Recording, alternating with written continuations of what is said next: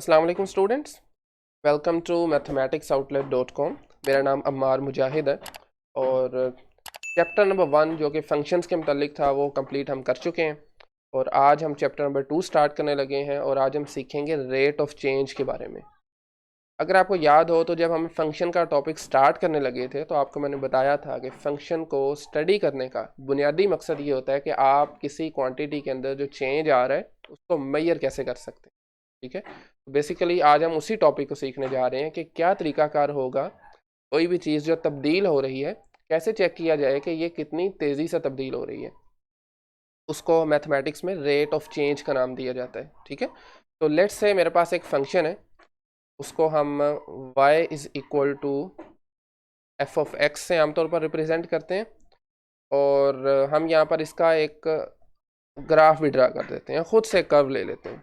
ठीक है, ये हमारे पास आ गया कोऑर्डिनेट सिस्टम और इसके अंदर मैं इसी फंक्शन की फ़र्ज़ करता हूँ इसकी जो कर्व बन रही है वो आपके पास कुछ इस तरह से बन रही है। ठीक है, कुछ इस तरह से ये कर्व है इसकी। तो अब आपने क्या करना है कि इस कर्व के अंदर फंक्शन का ग्राफ है ना, बेसिकली ये आप चाह रहे हैं कि मैं किसी इंटरवल के अंदर फंक्शन का रेट ऑफ चेंज मेजर करूँ कि उस ख़ास इंटरवल के अंदर फंक्शन की वैल्यू कितनी तेज़ी से बढ़ रही है। इस बात को कहा जाता है एवरेज रेट ऑफ चेंज। तो मैं जो इंटरवल लेने लगा हूँ ये हमारे पास जो है ये एक्स एक्सिस होता है, इसी तरह से ये हमारे पास वाई एक्सिस होता है आउटपुट वैल्यूज़। तो मैं जो इंटरवल ले रहा हूँ लेट्स से मैं ये पॉइंट x1 यहाँ से लेकर कुछ यहाँ तक, इसको हम x2 कह देते हैं। ये दो पॉइंट्स हैं, दो इनपुट वैल्यूज़ हैं फंक्शंस की, हम ये ले लेते हैं। ठीक है, अब x1 पर ऑफ कोर्स फंक्शन कोई ना कोई वैल्यू देगा और उस वैल्यू को हम कहते हैं, चूँकि फंक्शन f ऑफ x है तो इसका जो इमेज है, जो इसकी वैल्यू है, उसको हम कहेंगे f ऑफ x1। ठीक है, इसी तरह से x2 पर भी आप देखें तो फंक्शन कोई वैल्यू देगा और वो y एक्सिस पर वैल्यू आती है बेसिकली, उसको हम नाम दे देते हैं f ऑफ x2 का। ठीक है, अब एवरेज रेट ऑफ चेंज जो है वो आपको ऑन एवरेज इस इंटरवल के अंदर बता देता है कि फंक्शन कितनी तेज़ी से तब्दील हो रहा है।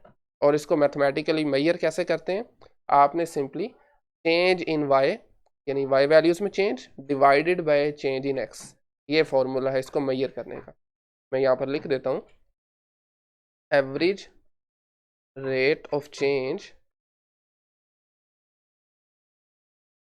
Average rate of change of the function y is equal to F of X in the interval x1 से x2 तक।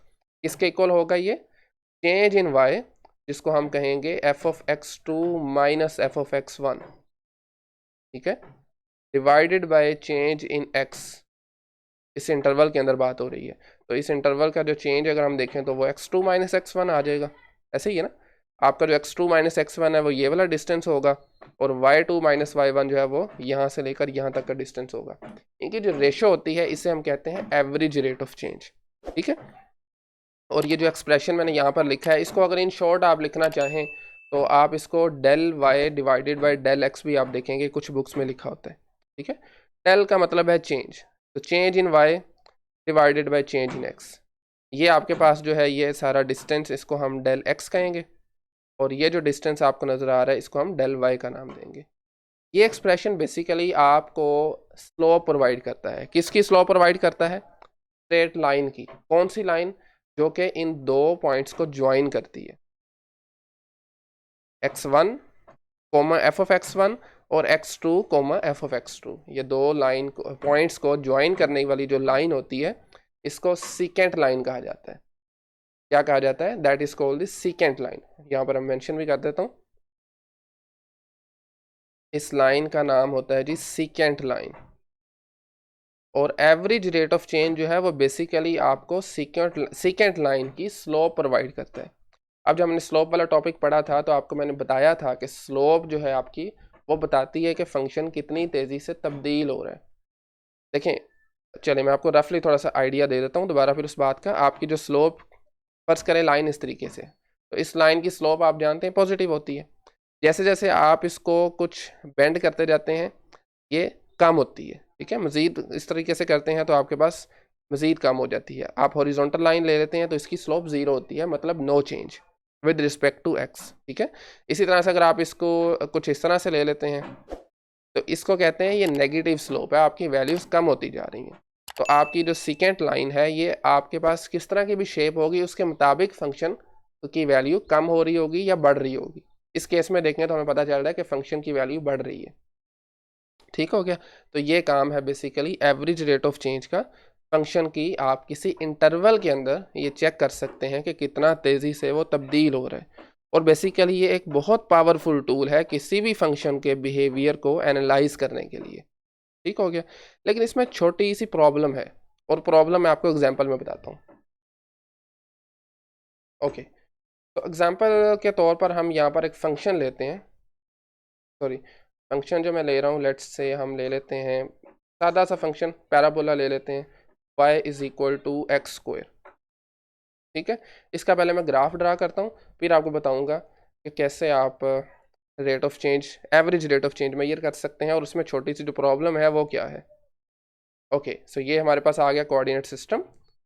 दिस इज़ एक्स एक्सिस, और इसी तरह से ये जो वर्टिकल होता है this is why axis, right. चले हम पहले कुछ ज़रा वैल्यूज़ भी यहाँ पर लगा लेते हैं एक्स की। लेट्स से ये वैल्यू 1 है, इसी तरह से चले हम इसको 2 ले लेते हैं। फिर एक्स की जो नेगेटिव वैल्यूज़ भी माइनस का 1, माइनस का 2, और इसी तरीके से वाई की वैल्यूज़ भी हम ले लेते हैं। ठीक है, 1 2 3 4। Okay, this is 1, then 2 3, and this is 4। इसी तरह से नेगेटिव की ज़रूरत तो नहीं है, चले -1 एंड सो ऑन, इस तरीके से। ठीक है, तो इस फंक्शन का ग्राफ पैराबोला होता है हमारे पास, जो कि अगर मैं यहाँ पर बनाऊँ तो कुछ इस तरह से होगा। थोड़ा सा मुझे मज़ीद एक्सपेंड करना पड़ेगा वैल्यूज़ के मुताबिक। चले हाँ, बेसिकली 1 पर ये 1 वैल्यू दे रहा है, 2 पर आपके पास ये 4 वैल्यू दे रहा है कुछ यहाँ पर। इसी तरह से -1 पर भी 1 वैल्यू देता है, और -2 पर भी 4 देता है। अब हम इन पॉइंट को मिला देते हैं सिंपल, कुछ इस तरह से, राइट। अब मेरे ख्याल में ठीक है। अच्छा जी, इसी तरीके से यहाँ पर भी आ जाएं। ये स्ट्रेट लाइन नहीं है, मे भी आपको थोड़ा सा नज़र आ रहा हो, बट तो ये ग्राफ हमारे पास बन गया y is equal to X square का। ठीक हो गया। अब मैं चाह रहा हूँ कि आपने इस ग्राफ के अंदर एवरेज रेट मेजर करना है। इंटरवल मैं आपको दे देता हूँ, इंटरवल आप ले लें -1 से लेकर 2 तक, और आपने मुझे बताना है कि चेक करें क्या इस इंटरवल के अंदर फंक्शन की वैल्यू इंक्रीज़ हो रही है या डिक्रीज़ हो रही है। ठीक है, मतलब आप इन जनरल ये कह सकते हैं कि कितनी तेज़ी से वो बढ़ रही है या कम हो रही है, राइट। तो -1 पॉइंट हमारे पास ये वाला है, यहाँ से लेकर 2 तक। अब सिंपल फार्मूला भी हमारे पास मौजूद है। क्या फार्मूला होता है एवरेज रेट ऑफ चेंज का? चले मैं लिख देता हूँ यहाँ पर। एवरेज रेट ऑफ चेंज का फार्मूला जो होता है वो change in y divided by change in x। तो पहले तो आप ये देखिए ना, -1 पर फंक्शन वैल्यू क्या दे रहा है, 1 वैल्यू दे रहा है। 2 पर फंक्शन वैल्यू क्या दे रहा है, 4 वैल्यू दे रहा है। ठीक है, तो चेंज इन y कितना होगा, 4 - 1 क्या होगा। चलें इसको हम थोड़ा सा मज़ीद ओपन करके लिख लेते हैं। क्या होगा, इंटरवल हमारे पास कौन सा है, f(2) minus f(1), sorry f(-1) आएगा चूँकि ये पॉइंट -1 है, एंड इसी तरह से divided by change in x, मतलब 2 माइनस माइनस का 1। अब f(2) की वैल्यू यहाँ से देखें 4 आ गई, माइनस सिंबल के साथ f(-1) की वैल्यू 1 आ गई, 4 - 1 डिवाइडेड बाय 2 + 1, तो ऊपर क्या आ गया 3, नीचे भी क्या आ गया आपके पास 3 आ गया, तो अल्टीमेटली इक्वल क्या आ गया, 1 आ गया। ठीक है, तो इसका मतलब है कि ये इस स्पीड के साथ बढ़ रहा है। इसकी सेकेंड लाइन कौन सी बनेगी वो भी हम यहाँ पर लिख लेते हैं। तो -1 पॉइंट, और ये आपका पॉइंट है 2, ये इसकी सेकेंड लाइन बनेगी इस इंटरवल के अंदर, और इस सेकेंड लाइन की जो स्लोप है वो 1 है। ठीक है, मतलब जितनी आपकी x वैल्यू है उतनी ही इस हिसाब से 2 y वैल्यू आएगी। ठीक है, इसका ये मतलब होता है। ओके, तो आप ज़रा इसमें एक चीज़ देखें ज़रा, उसने हमें एवरेज रेट ऑफ चेंज में बता दिया कि आपके पास फंक्शन की वैल्यू इंक्रीज़ हो रही है। ठीक है ना, पॉजिटिव स्लोप आई है। लेकिन इसमें अगर आप ऑब्जर्व करें तो -1 से 0 तक, -1 से 0 तक तो फंक्शन डिक्रीज़ हो रहा था। ओवरऑल तो उसने ठीक है बता दी, हमें ठीक बताया कि इस स्पीड से फंक्शन की वैल्यू बढ़ रही है। ठीक है, लेकिन अगर आप इसी इंटरवल के अंदर -1 से 0 तक देखें तो वो तो डिक्रीज़ हो रही थी। यही मेन प्रॉब्लम है एवरेज रेट ऑफ चेंज में। ठीक है, नेक्स्ट जो टॉपिक हम सीखेंगे वो होगा इंस्टेंटेनियस रेट ऑफ चेंज। वो आपके पास बेसिकली किसी भी एक पॉइंट पर किसी एक पॉइंट पर उसके जो नेबर पॉइंट होंगे, नेबरिंग वाले जो बहुत उससे क्लोज होंगे, उसके साथ उसका रेट ऑफ चेंज होगा।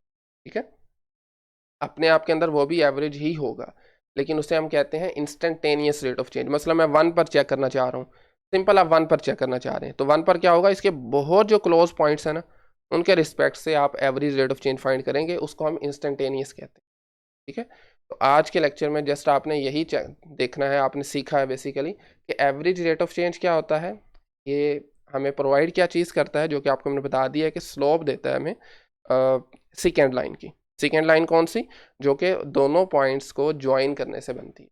ठीक है, नेक्स्ट लेक्चर जो होगा वो हमारा इंस्टेंटेनियस रेट ऑफ चेंज और स्लोप ऑफ टेंजेंट लाइन। ये आपने फ़र्क दोनों में याद रखना है।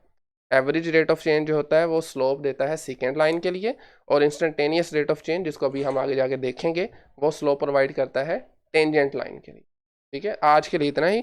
आज के लेक्चर से मुताल्लिक अगर कोई भी क्वेश्चन क्यूरी हो तो कमेंट सेक्शन ओपन है, आप वहाँ पे पूछ सकते हैं। Thank you very much.